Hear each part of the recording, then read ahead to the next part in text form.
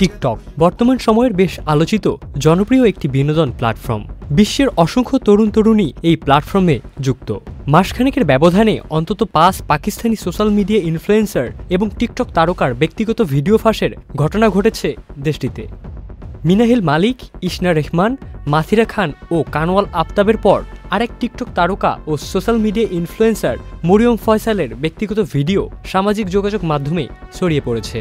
পাকিস্তানি সংবাদ মাধ্যম ডেইলি পাকিস্তানে এসব খবর প্রকাশিত হলে এই নিয়ে সেখানে বেশ উদ্বেগ তৈরি হয়েছে। ব্যক্তিগত পরিসরের ছবি প্রকাশ্যে আসায় ভুক্তভোগী টিকটক তারকারা সোশ্যাল মিডিয়ায় সামাজিকভাবে হেনস্থা এবং ট্রোলের শিকার হচ্ছেন। ফলে মানসিকভাবে ভেঙে পড়ছেন তারা।